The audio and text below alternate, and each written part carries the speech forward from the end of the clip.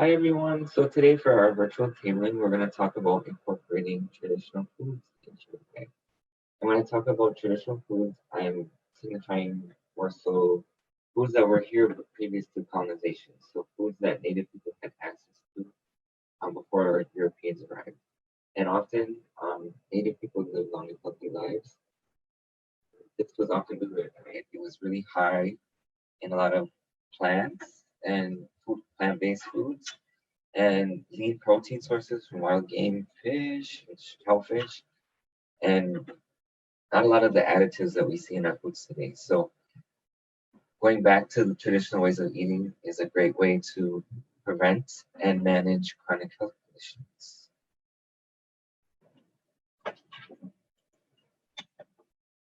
So the first food that I want to talk about is wild rice. So wild rice is a whole grain native to the Great Lakes region. It grows in lakes and you have to go actually into a canoe and put the plant into the canoe and tap it to get the seeds out.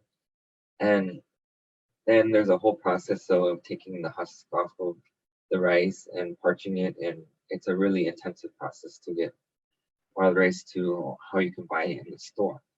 The kind in the store is actually a different kind from the wild kind, and that's cultivated and harvested by a machine. But you can buy traditional wild rice from tribes. I know in Wisconsin, the Mole Sakagian community sells rice, and it's fairly affordable. And even the stuff in the store that's a different um, strain of rice, it still has the nutritional properties.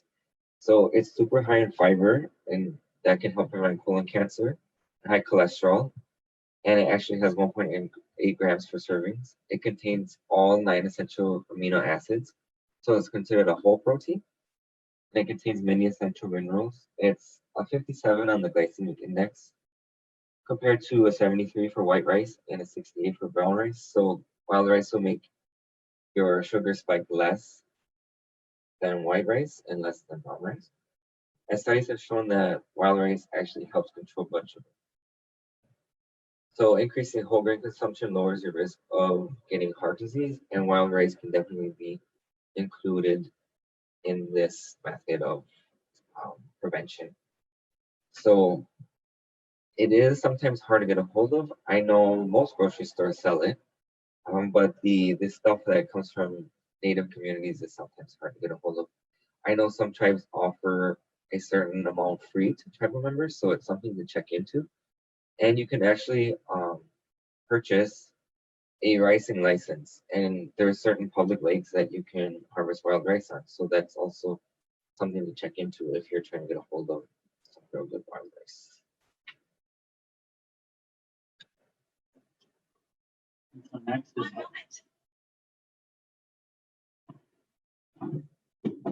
sorry about that. And so next is hulled corn or hominy.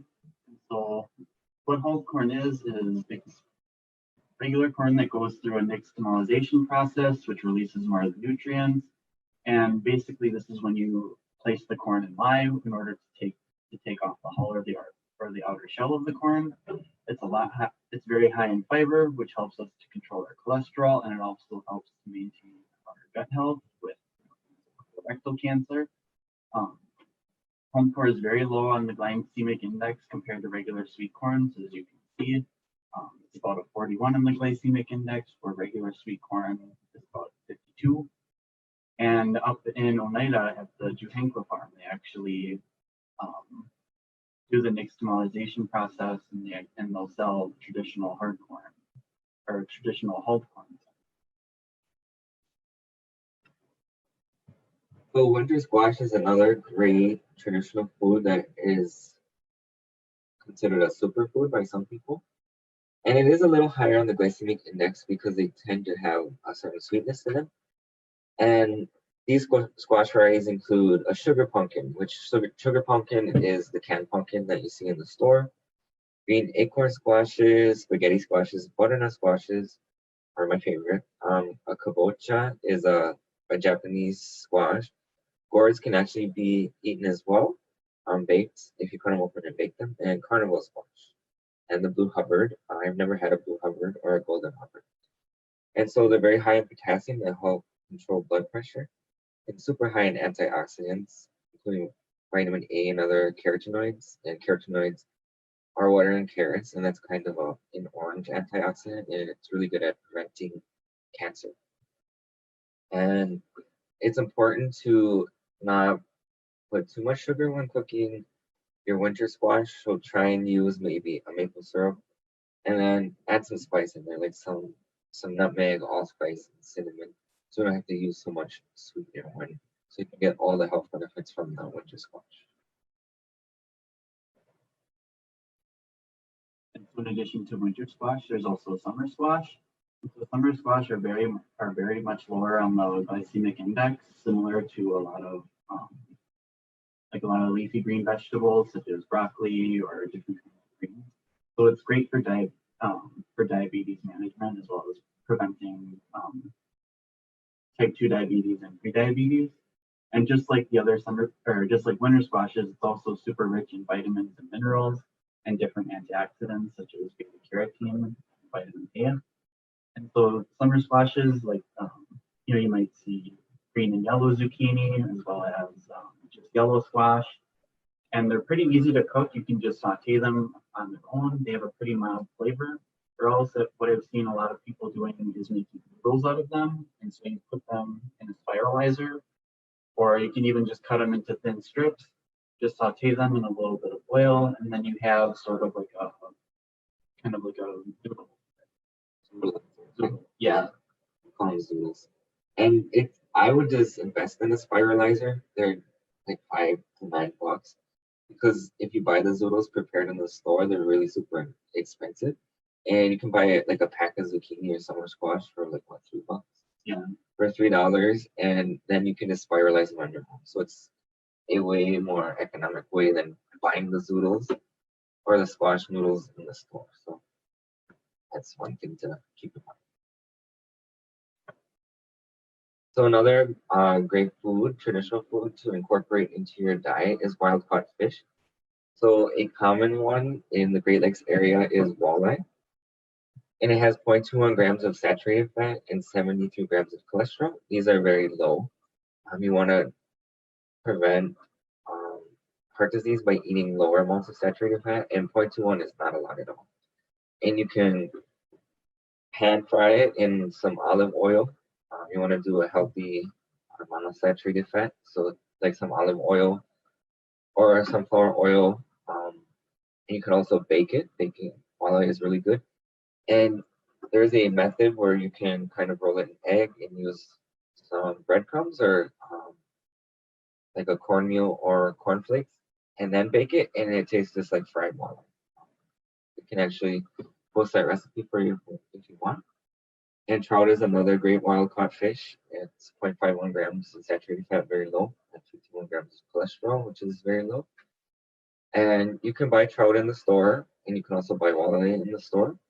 I know, for example, Red Lake Tribe in Minnesota. I think you can actually order frozen walleye from them. So that's a wild caught, super great way to get some traditional healthy food, and they'll mail it to you frozen. So I'm pretty sure you can order from them. And I think there's many other places that you can order certain types of fish and in bulk and buy frozen as well. And that's a great way to incorporate a traditional food that's very healthy for you.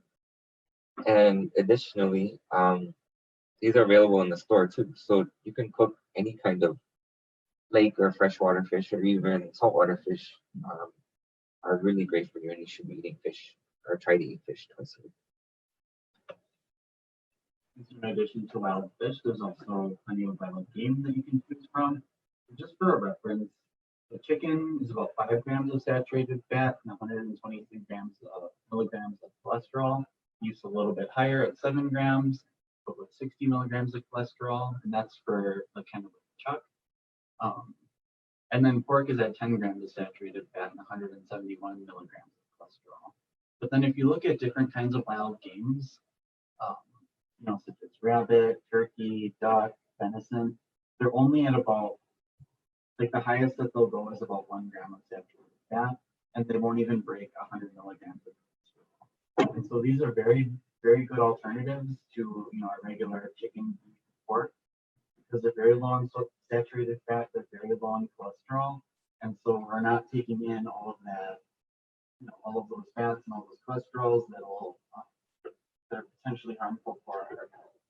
So they're, again, really good alternatives, and they're, a great way to kind of incorporate different traditional meats. And just to add, so rabbit is really mild in flavor. It's a great meat to cook. It's super lean. It does barely has any fat on it. And turkey you can buy in the store. Has the same nutritional value as wild turkey. You can buy duck and pheasant as well in the store. They tend to be a little pricier. So if you have access to somebody that can hunt for you, it'd probably be a best bet to ask them to get you a duck or a pheasant or a turkey, a goose, whatever, and during the specific season, and have them freeze it for you because they are considered kind of a luxury meat in the city, not so much for people who live on the res or in the countryside, right? And then even people in Milwaukee, I know, go yearly for deer hunting and getting a deer processed and freezing it for the year. You have meat all year. It's a very economic way to save money and eat healthy because it is a super lean meat. And I know you can mix it half and half with beef if it is a little gamey for you. And if the goose, turkey, or pheasant or duck are too gamey for you, my grandma told me that you can soak it in milk before you cook it. That kind of gets that gamey, wild flavor out of it and makes it more palatable for you. So something to try.